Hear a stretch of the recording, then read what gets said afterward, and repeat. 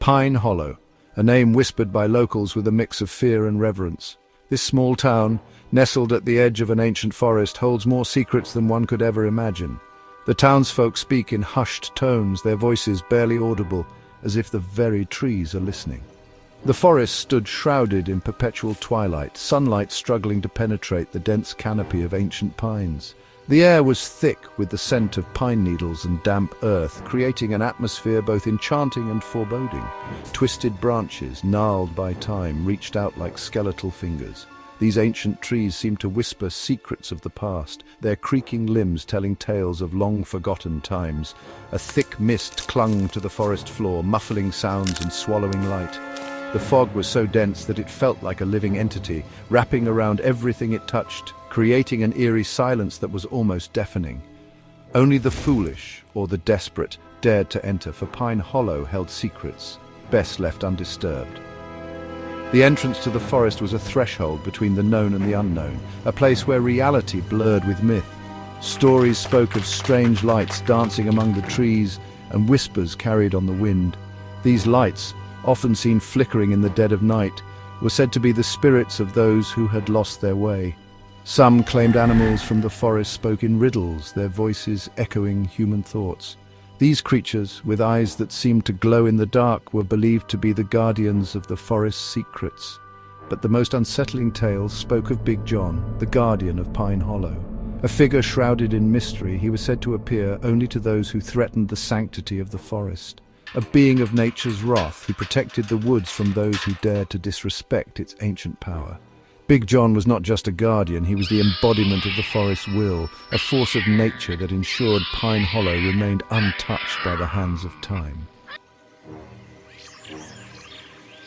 Big John was more myth than creature, a legend whispered among the trees and carried by the wind. A being born of the forest itself, he was said to be the guardian of shadows, a protector of the ancient woods. Legend claimed he was once a towering pine, struck by lightning and infused with the shadows of the woods. The storm that birthed him was fierce, a tempest that tore through the forest, leaving destruction in its wake. His body was a grotesque parody of nature's beauty, a twisted amalgamation of bark and shadow. The transformation was said to be both a blessing and a curse, binding him to the forest forever. Twisted bark formed a vaguely humanoid shape, gnarled branches jutting from his back like broken wings. Each branch told a story of battles fought and won, of intruders repelled. Vines as thick as a man's arm snaked around his form, pulsing with an eerie green light. These vines were not just for show, they were alive, moving with a will of their own, ready to ensnare any who dared to harm the forest. But it was his eyes that truly instilled terror, eyes that seemed to hold the very essence of the forest's ancient magic.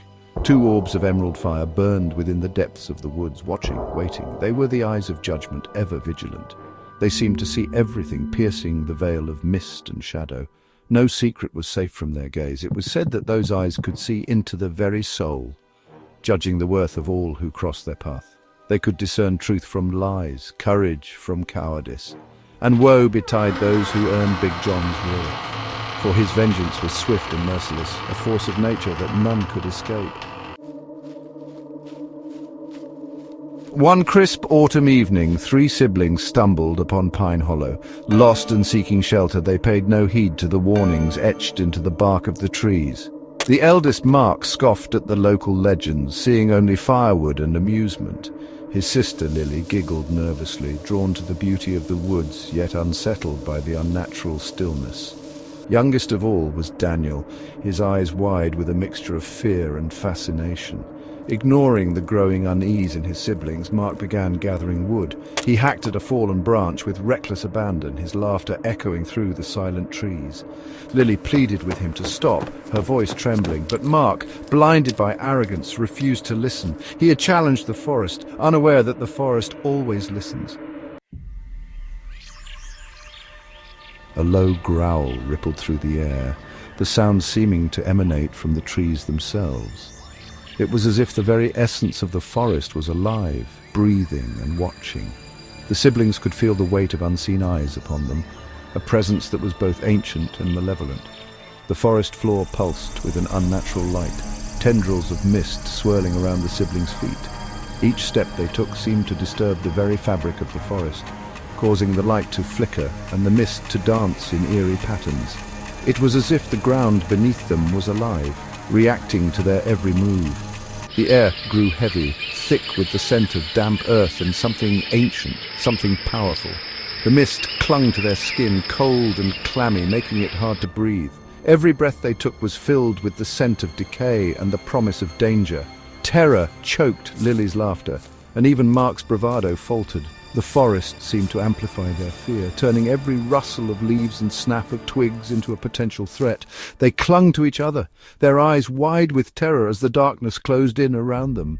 He dropped the branch, his eyes darting around the darkening woods. The shadows seemed to move and shift, creating the illusion of figures lurking just out of sight. Every sound was magnified, every movement a potential danger. Then, from the depths of the woods, Big John emerged. His presence was overwhelming, a dark silhouette against the faint glow of the forest. He seemed to absorb the light, casting an even deeper shadow around him. His eyes, two emerald embers, burned with cold fury. They pierced through the darkness, locking onto the children with an intensity that made their blood run cold. Those eyes held a promise of retribution, a warning of the wrath to come. He moved with an unnatural grace, his form seeming to melt through the trees, the forest itself bending to his will. Each step he took was deliberate, each movement fluid and precise, as if he was a part of the forest itself. With each step, the air crackled with energy, the shadows themselves recoiling from his presence. The very atmosphere seemed to vibrate with his power, creating a palpable tension that made the children's skin prickle. The children were trapped, their fear a tangible presence in the suffocating air. They could feel the forest closing in on them, the mist thickening and the shadows growing darker. There was no escape, no way out of the Ancient One's grasp. Big John had heard their disrespect, and now the forest would exact its due. The Ancient One's wrath was upon them, and there was no mercy to be found in the heart of the dark woods.